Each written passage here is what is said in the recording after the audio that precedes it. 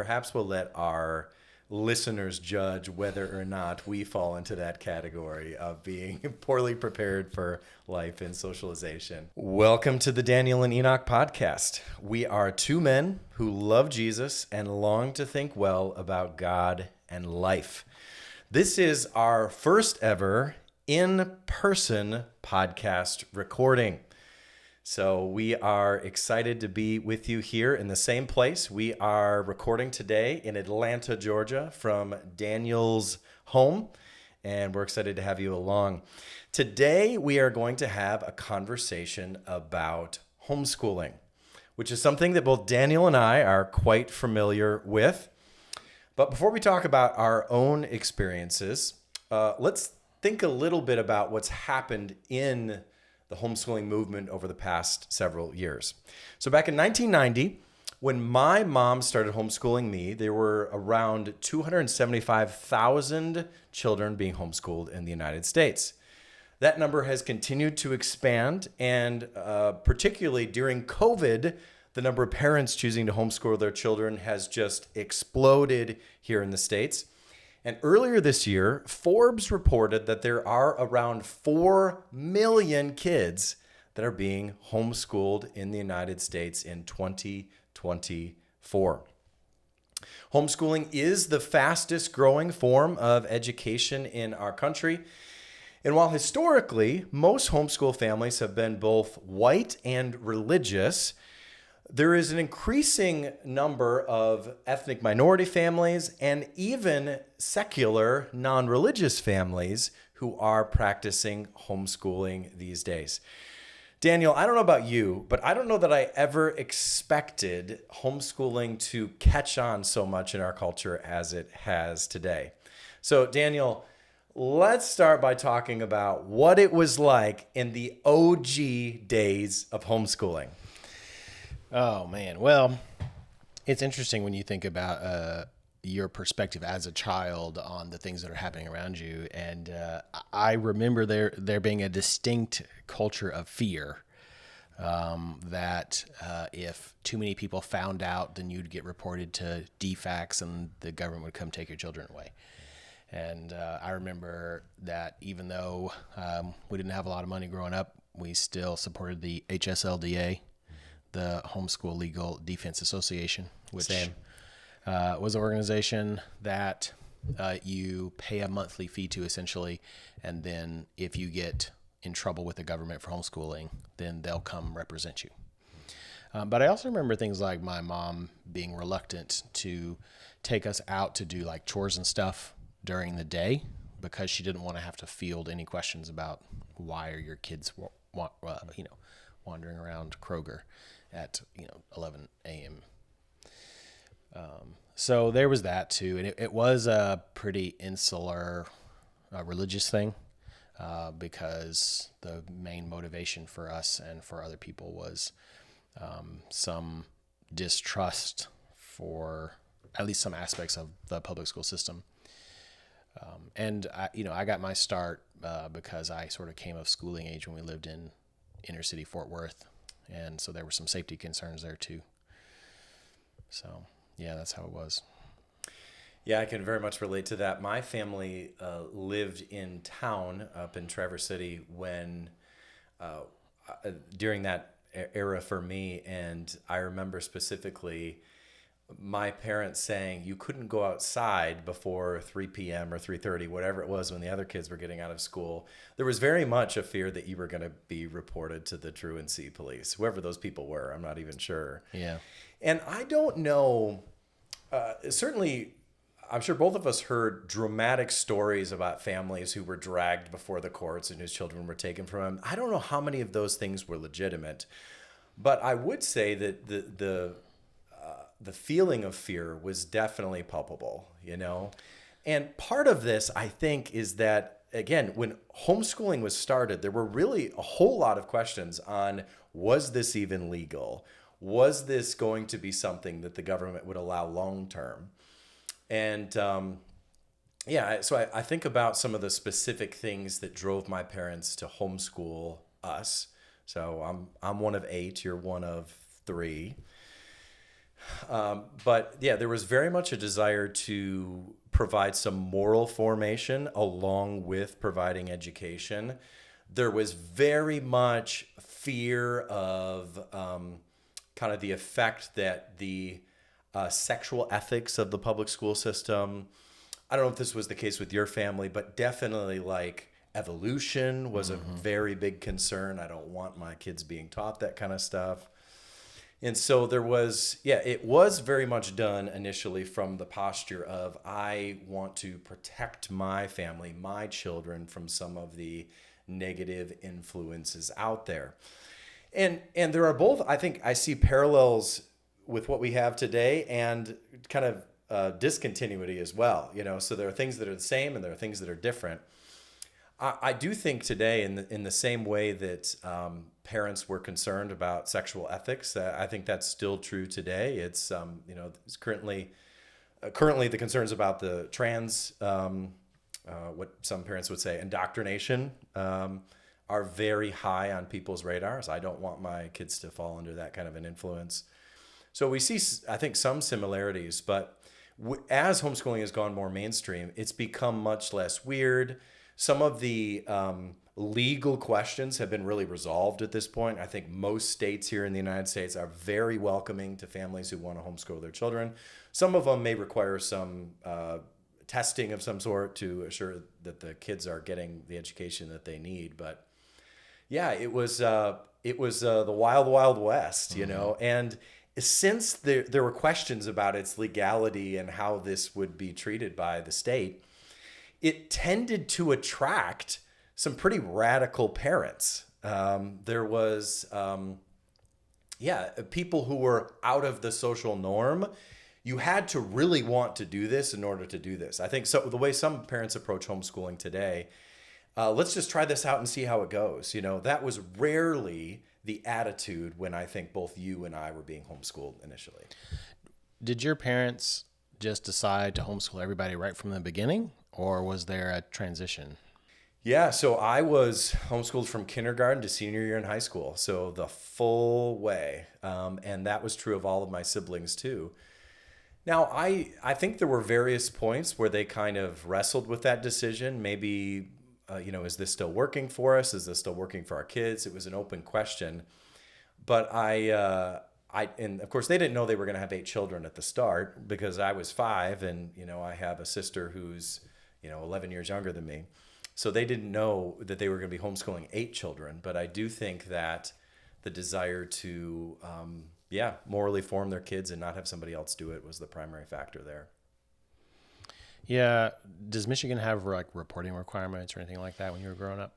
No, they really don't. And even some of the testing, my mom kept large boxes of our homework assignments in case anyone ever came knocking on the door saying, what have you been doing for these last several years in homeschooling? So she definitely kept documentation, but as far as I'm aware, we were never required to share or show that documentation. Yeah, we moved to Georgia fairly soon after we started homeschooling, and Georgia does have a thing where you have to say, or at least they did, where you have to send in a paper that indicates which days are school days and which aren't, and that has to add up to a certain amount in addition to some standardized testing requirements. Okay. What are some of the kind of big picture general reasons that you believe parents do make the choice today to homeschool their kids? Well, I think the reasons people homeschool has broadened out fairly significantly since we were coming up. Because like you said, almost everybody that I knew growing up, it was just simply what parents wanted more fine control over what their kids were being taught. But I have read interesting articles recently about children being pulled out of school because they're being bullied and the school isn't doing anything about it. And then there are questions about safety in some places. So, for some parents, even the slight possibility that their kid might get shot in school is enough for them to consider the alternatives. Yeah. And you still have the religious motivation. And then in some places, the quality of the education is just very low. And so aside from the school being unsafe, It's not super effective at preparing kids for what comes next. And so that's what's led to this sort of strange bedfellow situation where a lot of more progressive folk are beginning to explore homeschooling options, and they're finding that the vast majority of the resources for homeschoolers are explicitly, not just explicitly religious, but bordering on fundamentalist. Daniel, let's evaluate our own experience now as we think about how we were prepared for life by homeschooling. So how would you assess at this point in your life, in your late 30s, how well did homeschooling prepare you for the world that you would one day experience? Yeah, my experience in retrospect, I would describe as glowing.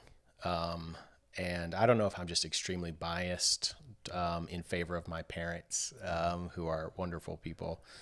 But by the time I got to Georgia Tech, I had been essentially planning my own educational development for a few years. Now, obviously, I needed a bunch of help with accountability for some of these things. So there was still a lot of stuff that my parents were doing to make sure that I followed through with what I said I wanted to do. But the transition to Tech was relatively smooth compared to a lot of my peers at Tech, who were expecting the professors to sort of care about whether or not they attended class, for example, or whether or not they got help, or whether or not they passed the class, stuff like this. And so, but I had a goal. My parents were like, "What do you want to do? What do you want to do? Where do you want to go? You need to start preparing for these things as a teenager." And there are lots of other examples. We read a ton of books, and so a lot of the more general education that I experienced sort of followed what my interests were. So, if I was interested in airplanes or something, then my mom would have writing projects about airplanes, or research projects about airplanes, or, math questions about airplanes and stuff, So one of the things that taught me to do was how to learn the things you want to know, and how the things you learn are related to the kind of life you want to live. Education is not something that is distinct from your life. It is simply a part of who you are. And so, even today, I love learning things, and I know how to learn things. And so I frequently find myself in a position where I want to know something, and so I go read a book or any number of other avenues. And there's a lot of other things there, the kinds of, my dad has a master's of divinity. And so we had Bible study classes, and so me and my sister, and that's really valuable from a religious perspective. Not just do you go to church and do you sing the songs and do you go to Sunday school every once in a while, but to have a professionally trained person teaching you about some of those principles about how do you take the Bible seriously and how do you navigate a very old book written a very long time ago by a diverse set of authors. So there's a lot of things that have been valuable later in life that have nothing to do with 2 + 2 is 4, but that have to do with a philosophy of learning and of prioritizing what's important. And I find myself relying on a lot of those principles a lot, even today. You mentioned reading a little bit briefly in your answer there. And I have some of the first memories I have of my mom and of my education is her taking us to the library, getting loads and loads of books in the library, bringing them home and reading them. We've made mention in a previous podcast about the Book It, Pizza Hut Book It program, and you read a certain amount of books and you get the free pizza. And so that was definitely, reading was a huge value for me growing up, and it's something that I really stuck with after that. And even, for the past couple of weeks, I've read a couple books, and I deeply enjoy reading and learning through reading. And it's quite possible that I would have found that love under some other educational system, but I just so appreciate how my mom built in the opportunity for me to fall in love with reading early on in life. And so she would take us in the middle of the school day often to the library, and we'd pick up our books and bring them home and have a chance to read them. And so sometimes I'd be reading them at night in my bed when I was supposed to be sleeping. I would be reading the books that Mom had got at the library for me. And so Yeah, I'm connecting with the self-driven learning experience that you described.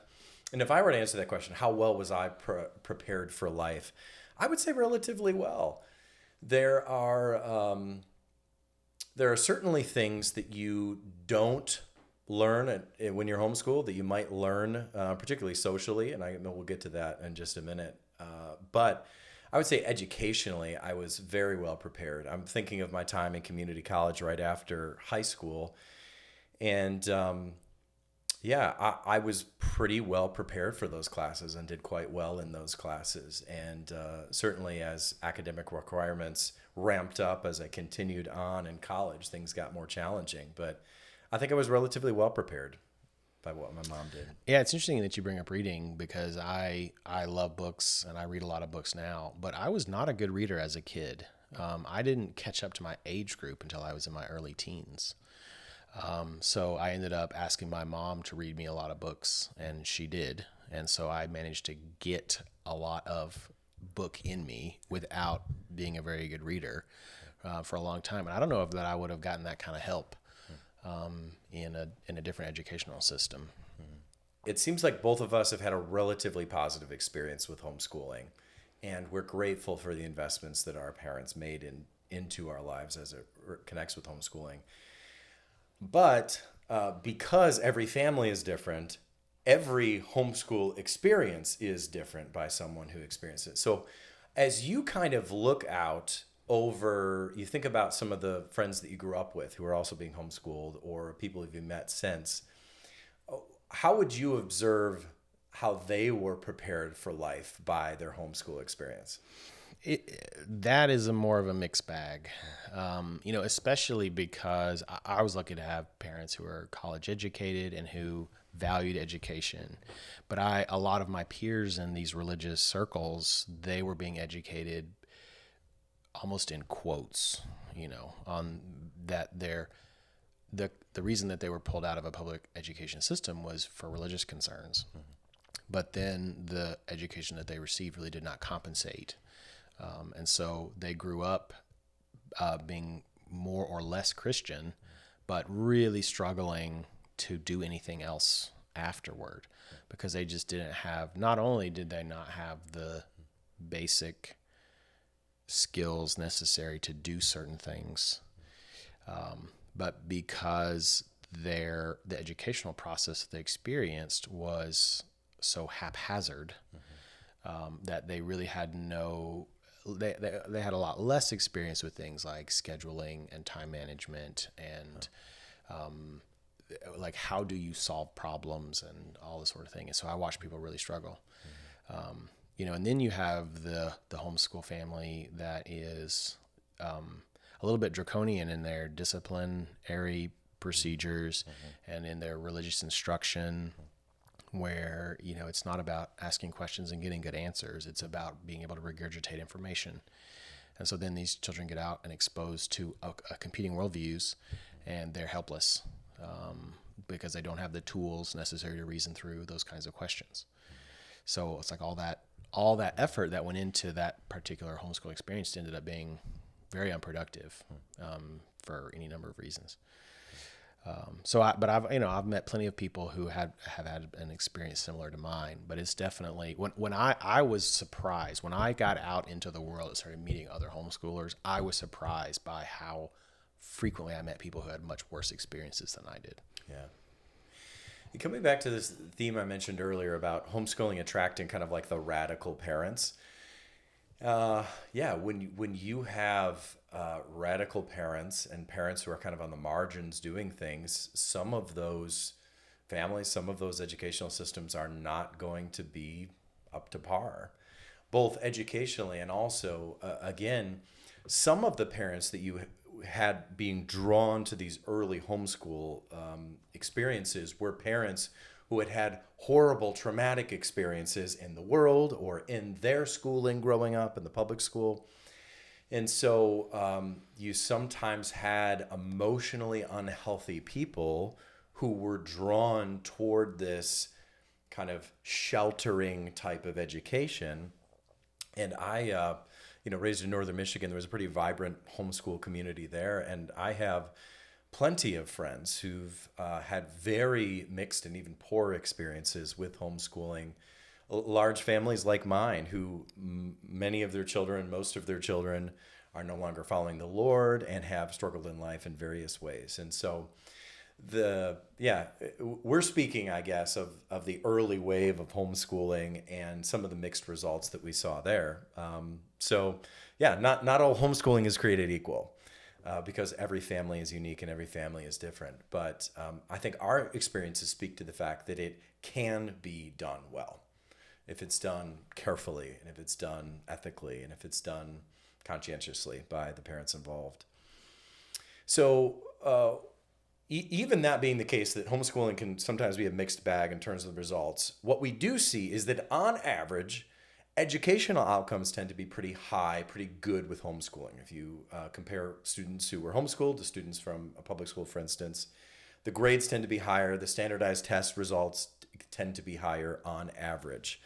But let's lean into this idea of some of the downsides of homeschooling, Daniel. What would you say, both from your experience and kind of cultural expectations, what are some of the challenges related to homeschooling? So one of the downsides of a public school, I'm going to answer the question. Just hold on a second. Okay. One of the downsides of being in a public school is you have a bunch of children in a room with one teacher.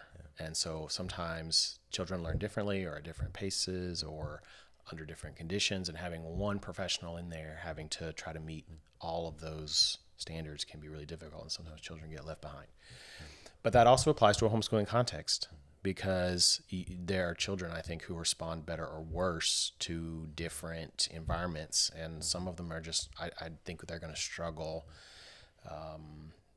in that environment.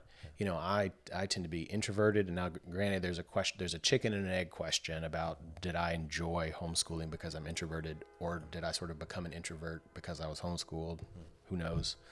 But I loved being by myself and doing my own work by myself and not having to deal with other people. But I think that would be really hard for some people to not have that kind of feedback or that kind of community. I had plenty of friends and stuff, and that came through other avenues. But yeah, I think that could be one downside, is just maybe a particular child doesn't respond well, at least to a particular form of homeschooling that may be the easiest way for that particular parent to do it. So it's not like that homeschooling in a broad strokes is just bad for a particular child, but that a particular type of homeschooling that a parent is capable of is not conducive, is not really helpful for a particular child. Yeah. There are socialization issues too, less now than there used to be. When I was coming up, there wasn't any.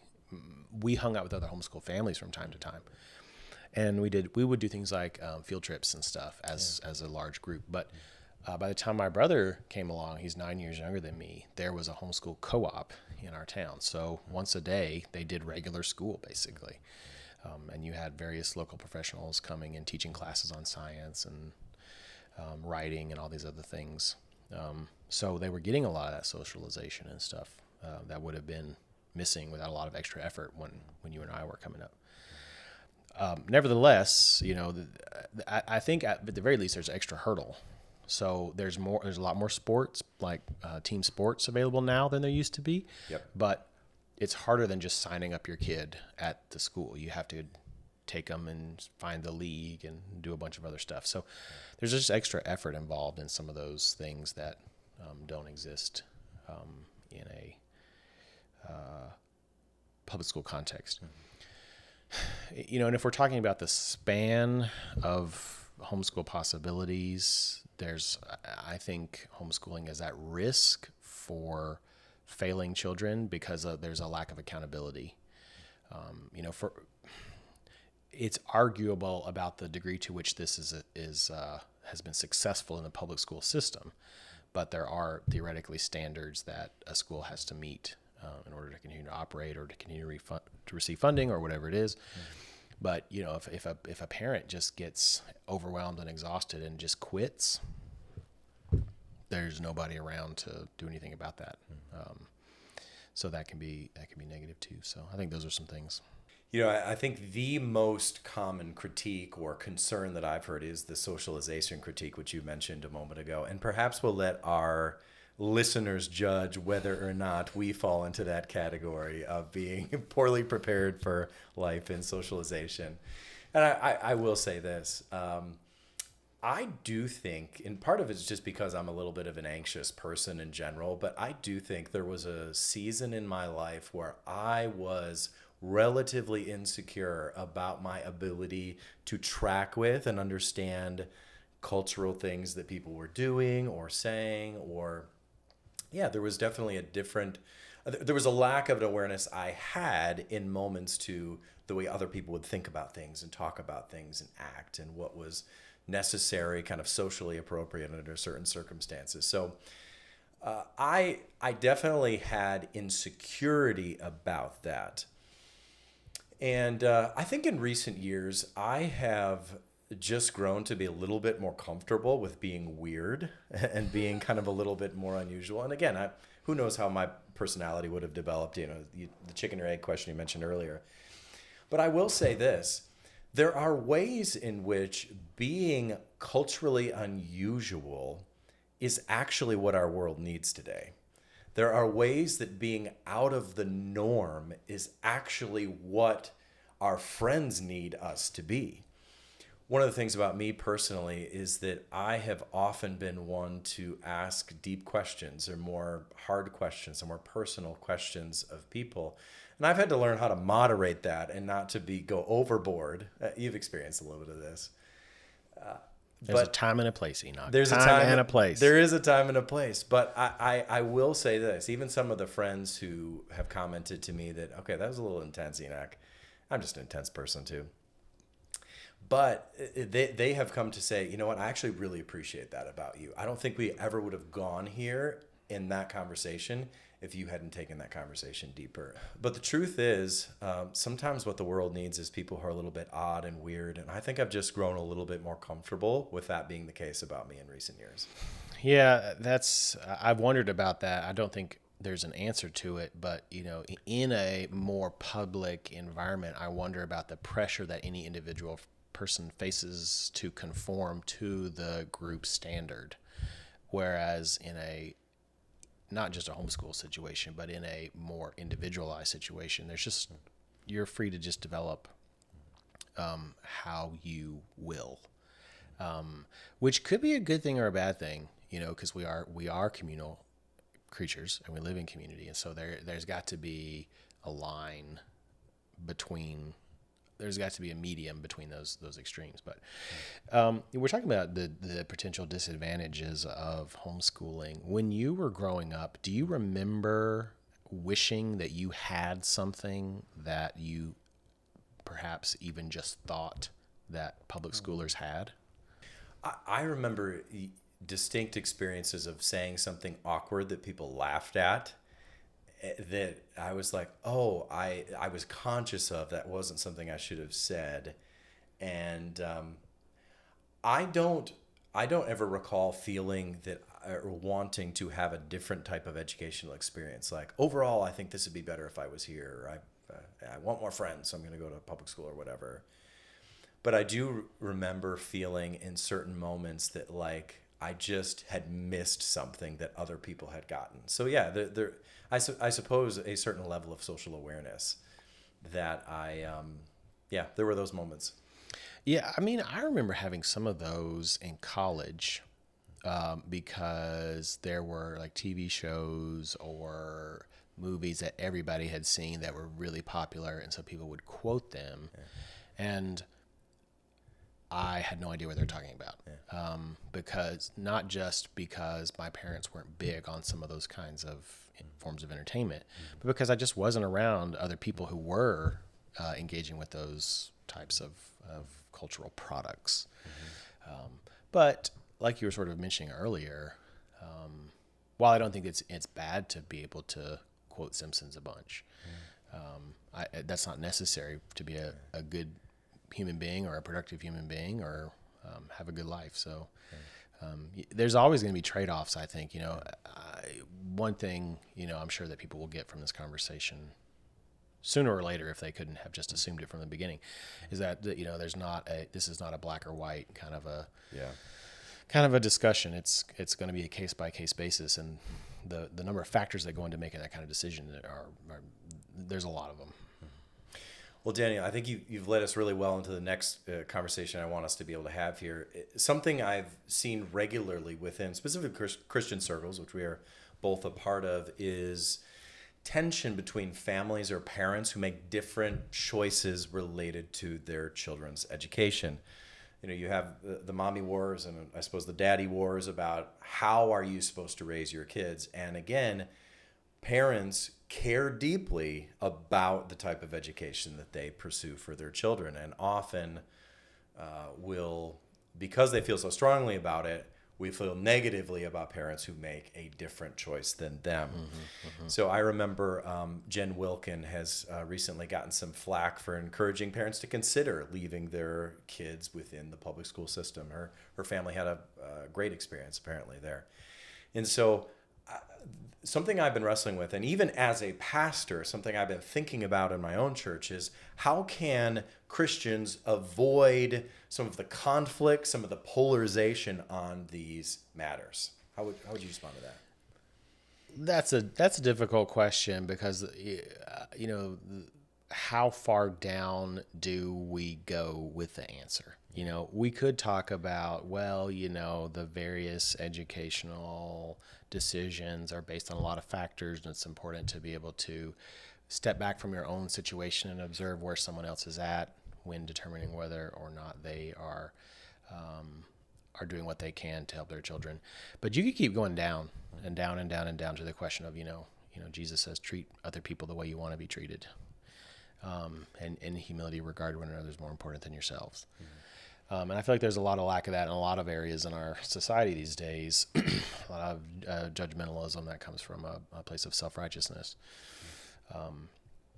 But so that's where the church starts, is, the Christian life is the imitation of Jesus. And it's hard to imagine Jesus giving a sweeping condemnation of some educational practices. And it disregards, for example, the fact that homeschooling is a fairly privileged action.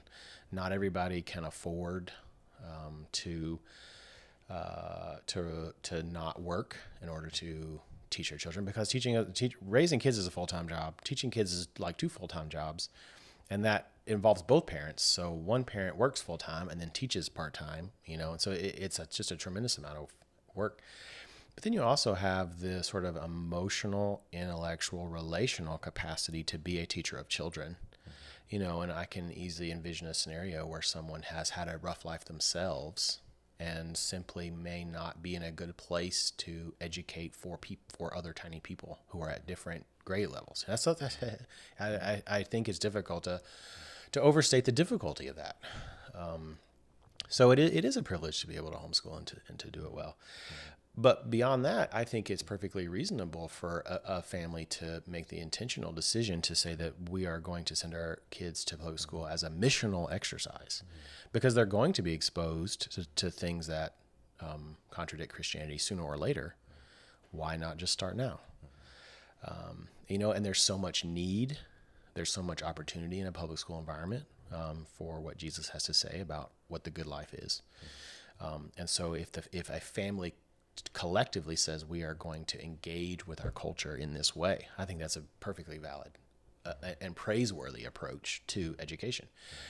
It still requires a lot of work on the parents' part, because there's a lot of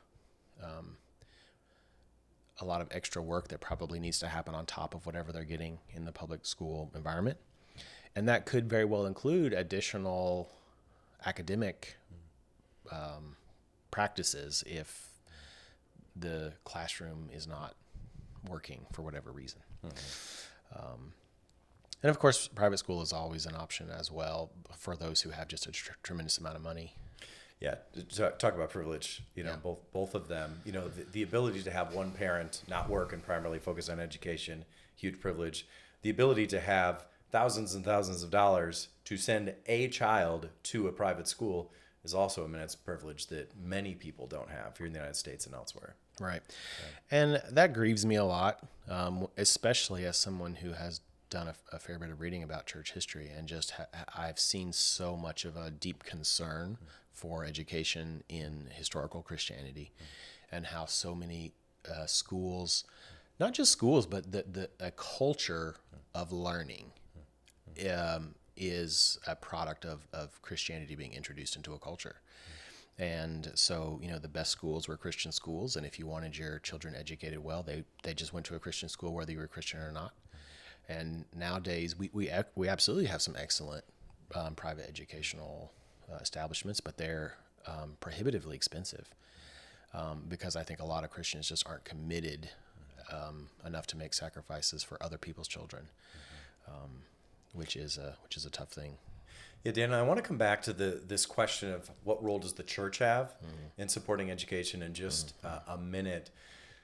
But something you mentioned just in terms of it's hard to overstate the difficulty, the challenge of not only raising but educating children at the same time. I have distinct memories of my mom. Okay, so again, I'm the second oldest of 8 kids, a lot of younger siblings. I have distinct memories of my mom experiencing morning sickness while she was homeschooling her younger children.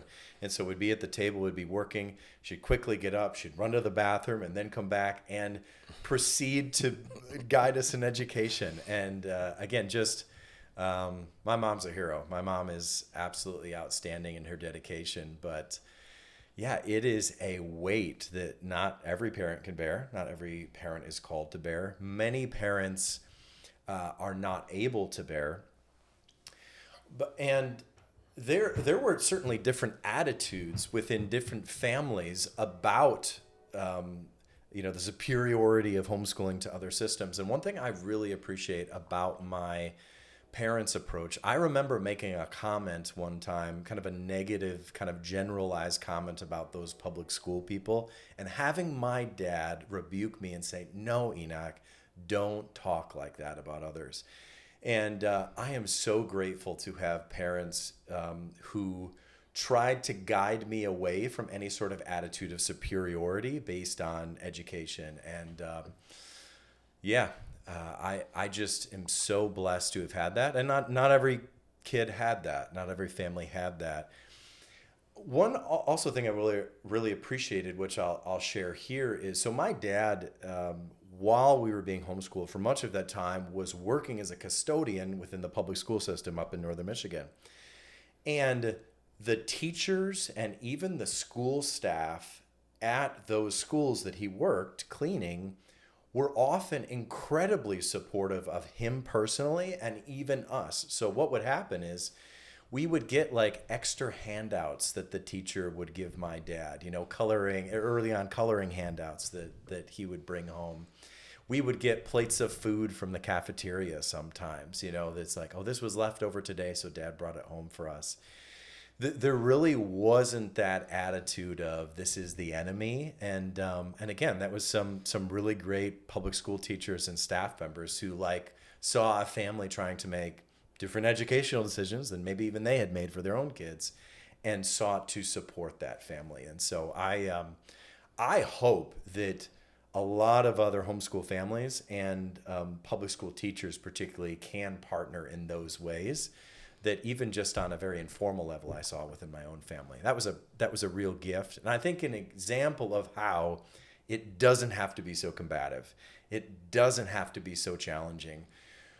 I have such immense respect for the men and women in my church who are school teachers, who do this full time in a classroom. And the dedication they have and how they seek to live out their faith in a really difficult environment sometimes. So the same tension that kids and parents feel about moral values, a lot of godly Christian teachers feel within the public school system. And they have to wrestle with, okay, what can I do? What can I say? What can't I do? What can't I say? And the dedication to seek to live out their faith in a sometimes challenging environment while also deeply loving the kids within that environment is something I just have a tremendous amount of respect for. So props to all of our godly absolutely. Christian public school teachers. Well, and that's important too. One of the problems of a tribalism is the temptation to oversimplify the other tribes. And so I definitely observed a lot of sort of generic public school hate growing up. And, I absorbed some of it, and it took a while to grow out of. But it's very clear to me now that oftentimes teachers and administrators and public school children are just as much victims of a broader cultural phenomenon as a homeschooler might be in a particular homeschooling environment. So it's not about, the point being that it's not about the system, it's about the particular expression of a system. And so you just can't paint with too broad a brush. And I've been privileged to know a lot of teachers too, and I have frequently been struck by a level of care for children and education that leads them to take a low paying job that is not very particularly well appreciated or supported, especially in today's challenging environment where a lot of frankly, a lot of parenting is being shifted over to schools. And they stick it out, and they work within the system, and they're doing their best, not because they're trying to get rich or they're trying to make a philosophical point, but because they just deeply care about people. I think that's an incredibly valuable attribute, especially in our society as we continue to move away from sort of some basic human decency. Agreed. Well, Daniel, as we conclude here, I do want to take a little bit of a theological return to the question about the church's role in all of this. But also, I just want to think about the connection between education and discipleship. So what would you say is the connection between those two things? Discipleship, helping people grow to be more like Jesus, and education, helping people learn and understand, live effectively. What is the connection between those two things? I think the fact that we even have to ask the question tells us something about where we are at in our religious environment in today's society. Because historically, the church just assumed that education was important if you were going to follow God, because God made all of this, and therefore God could be known in the process of learning. And so, while not everyone needs a particular type of formalized education, the church expects everyone to be lifelong learners. So you could have no formalized education, not even be able to read, but you can be, you live in nature, you grow things, you understand how the weather patterns work, you spend time with other people, and you learn something about human nature. So I wanted to say that first. It's important. The point is not that the church has said everybody needs to have a PhD. But having said that, Christians are the ones who established all these early educational facilities. And this is even before the Protestant Reformation, where the emphasis on the Bible meant that Protestants started teaching everybody how to read. Because reading the Word of God was essential to the Christian faith. So you can't do that unless you can read. So we're gonna have to teach you how to read. So everybody's got to learn how to read. So the assumption was that education was important in various forms. And even so, for example, C.S. Lewis said that God does not appreciate intellectual laziness as much as any other kind of laziness. So, we would say that someone who is slothful and unproductive and just lays about all day and doesn't grow anything or do anything in their agrarian society, that's an immoral way to live your life.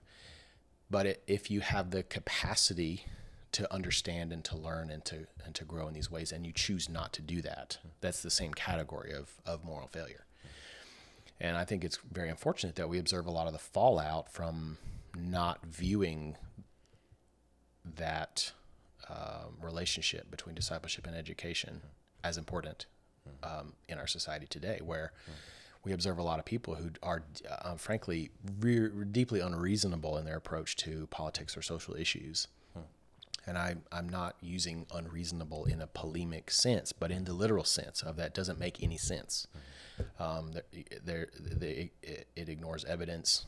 It adopts logical fallacies and all these other things. And it's like, well, if you can't think clearly, then how can you understand what the Bible has to say about this or that? Because there are logical statements in the Bible.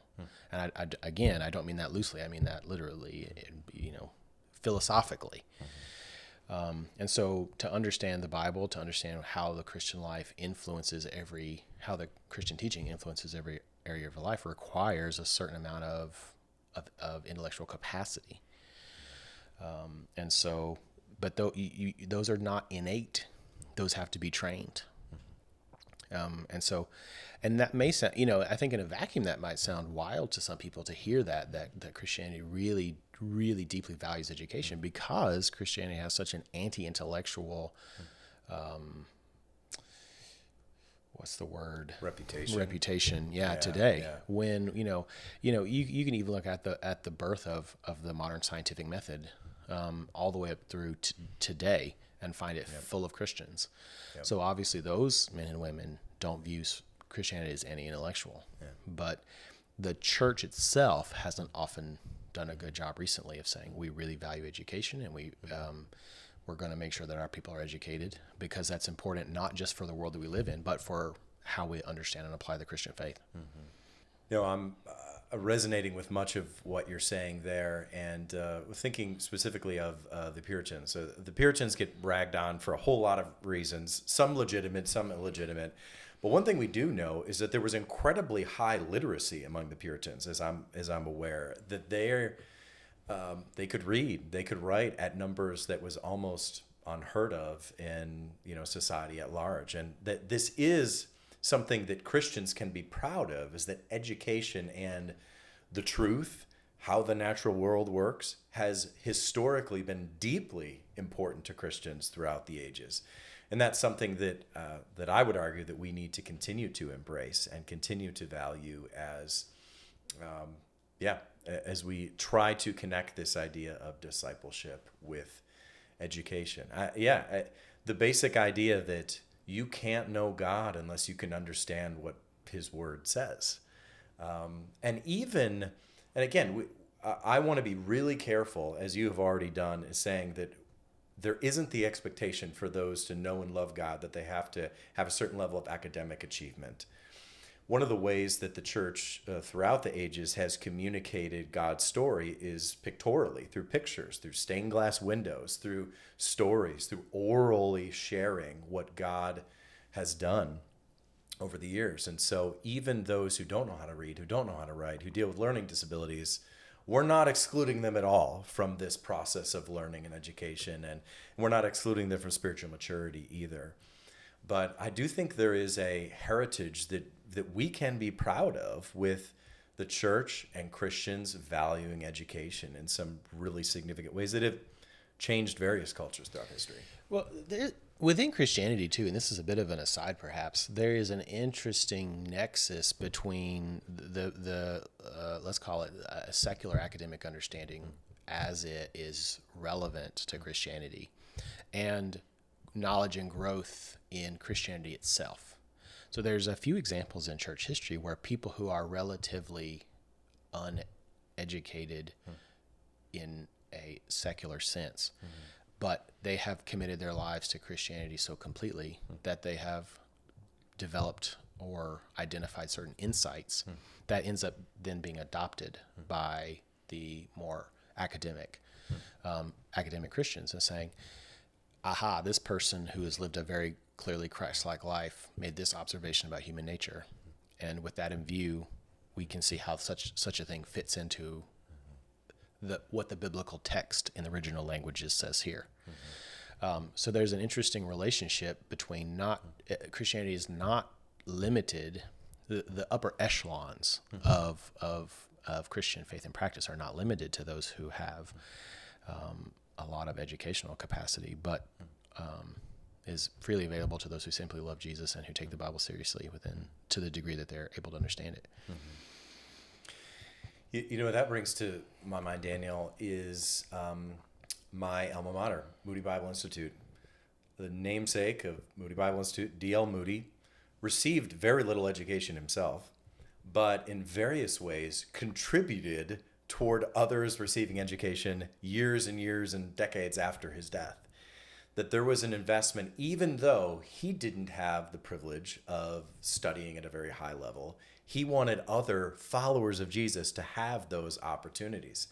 And his ministry has been one that I've looked up to for years because, again, he lacked that formal education, but still had a desire to learn and still had a desire to communicate effectively God's truth to street boys and girls. That's where the first Sunday school started, was an effort to help train those in knowing who God is, but also helping them understand life and skills like reading and those other things. The first Sunday schools were not places for Christian people to get together, middle-class Christians to get together and learn cool Bible trivia. The first Sunday schools were helping children from the street who were not receiving the kind of education they needed to be educated not only in God's truth, but in life in general and other tools that they needed. And yeah, D.L. Moody is just a fascinating character to think about as it relates to this topic.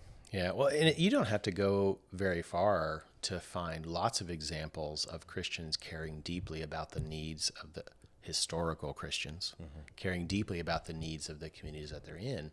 And that absolutely includes things like food and shelter, but remarkably also includes education, which is why I think it's tragic to look around at the environment that we often live in and see the ways that Christianity has sort of regressed to being certain kinds of social clubs in some cases, or wings of one or the other political party. And they have sort of abdicated a lot of those responsibilities for community well-being to agencies that are not as well equipped to do what needs to be done. As we conclude here, what role do Christians, and more particularly do churches, have in this work of providing education and through education discipleship for kids? So you and I, neither of us have kids. And what is our role as single, unmarried men within the church? And what is the church's role as a whole in supporting education for the kids in it? Yeah, that's a good question. I think it's important to ask, right? If I'm going to sit over here and be critical of things, and the next question is to ask, okay, well, what are you going to do about it? Yeah. I think, first of all, that there is a lot of room for all Christians to be more supportive financially of Christian educational institutions. So I absolutely do give to a local Christian private school. And that's kind of an interesting event because one of the donor relations people from the school reached out and was curious about why I was giving, because I have no connection to school. I don't have any kids that go to school. And I told him what I'm basically telling you, that I think it's important for Christians to support our own institutions. So there's, in the world we live in, it's very important that we, unfortunately, children seem to be a little bit less safe than they used to be. So it's important that we observe the kinds of safety protocols that exist to keep children safe.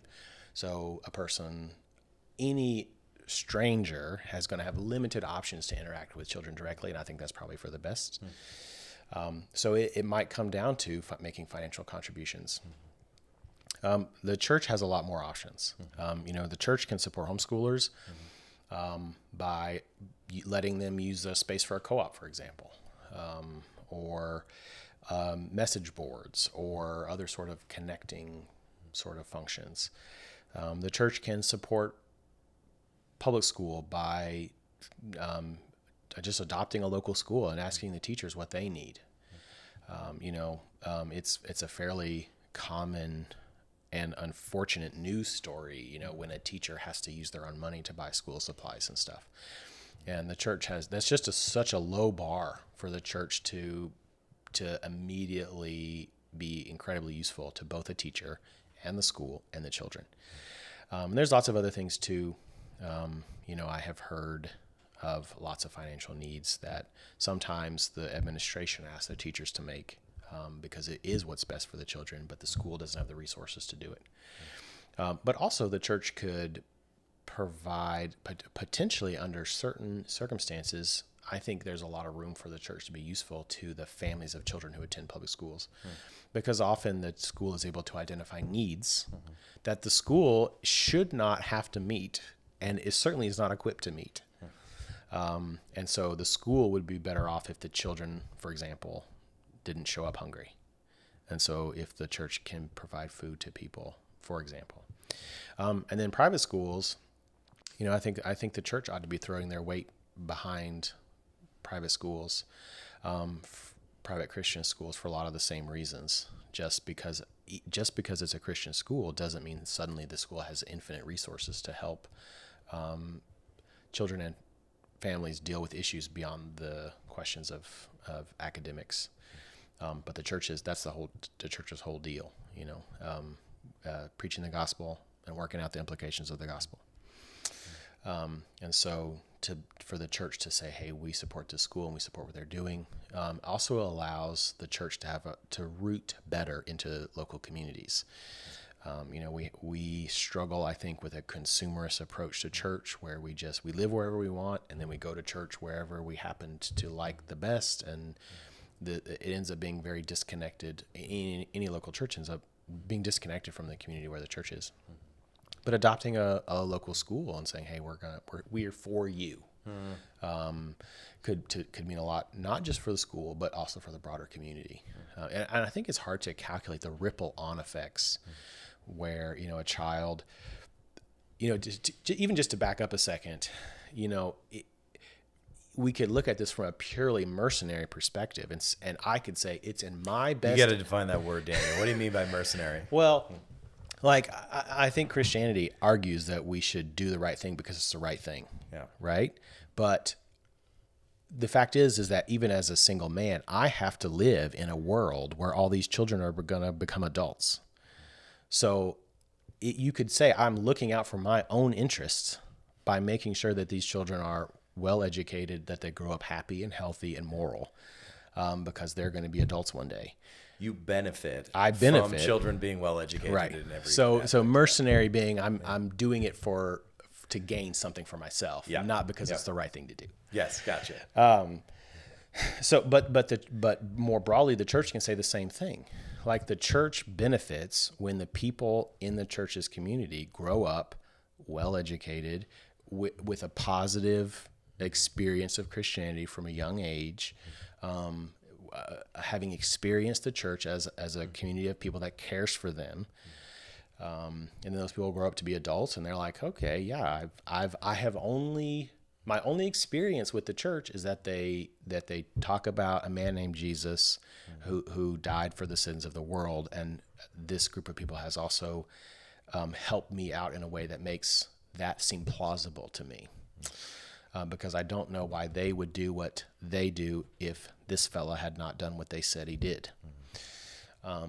So, it's in the church's own interest to help children have those kinds of experiences, which it is not enough to wish well. There's a lot of practical, physical needs that can be met at all levels of education. So. Yeah, well, something I appreciate about how a pastor at my church has handled child dedications. You bring the kids up and you pray for the kids. You hold up the babies, everybody cheers. You know how it works.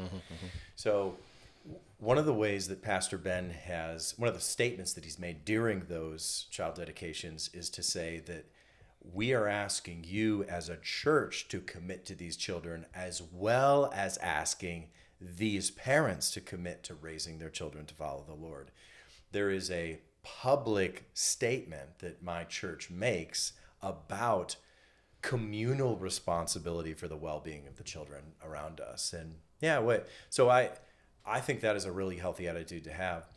What you mentioned just a moment ago about your dad being seminary educated and you benefiting from that within your own home, I've had the opportunity to to go to a local Christian school and give a devotional for, I don't know, 150 kids, something like that. But I wonder if there would be for me an opportunity, whether it's partnering with a homeschool co-op or even with an individual Christian family, to be able to say, hey, I got 1 hour a week, I can come in and do a Bible class with your kids. That could potentially be something that will work into my schedule. And so, yeah, it's just inspiring me to think about different ways that I, as a seminary educated pastor who is committed to the local church, which involves many young children, some of the other things that we have done at my church is that we have adults who volunteer with organizations like World Relief to do tutoring for children. So outside of school hours to come in and provide some guidance. In World Relief's case, it's a lot of international kids who've just recently arrived here in the States who need a little extra help. The fact that somebody who loves Jesus is also loving them by helping them learn is a really important way that I think we could connect these things. So yeah, McLean Bible Church, when I was there, they had a relatively small ministry that spent a lot of time doing English as a second language with immigrant kids, which I thought was really valuable, because a lot of times you just need practice, and it can be hard to get that in a school where you're expected to already know the language pretty well. But coming to a foreign country where you don't speak the language is so traumatic. So there's a lot of room there for the church to be like, we're going to be like Jesus, and we're going to care for the poor and the orphan and the immigrant and the stranger and the widow. And that a lot of that includes education. And the church, by the grace of God, has access to so many different types of people and professionals within the church community. A healthy church is going to be a diverse group of people along some axis. And so a closer relationship between church and various educational institutions could be really useful, because the church could then connect those institutions to the people who might be able to help in specific ways. If the assumption that the church is like we as a community are investing in this institution and these tiny little people who are trying to grow up here. So there's a lot of room. And I think it's easy to be overwhelmed with the amount of work that there is to do. But I think it would be better to instead be encouraged by how easy it would be to make such a significant difference in the life of people. I think that's a good place to leave it, Daniel. Thanks for being part of this conversation today. And thank you for sticking us, those of you who are still around at the end of this episode here. Please give us some feedback on this in-person format that we're trying out for the first time today. Daniel and I live in different states, so don't be expecting this to happen all the time. But it is, it's my joy to be able to be here in person with Daniel, to be able to spend these last few days with him, and to record a podcast to share with you. So if you have appreciated this, please share this. Please subscribe on whatever service you're listening on. And also, please make some comments down below. If you have had particular experiences with homeschooling that you'd like to share, if you have had particular experiences with homeschoolers that you think would be noteworthy that you'd like to share. Not us. Even us. That's all right. Share about all the awkward things that we said. We'll take that in the comments as well. Anyway, thank you so much for listening, and have a great day.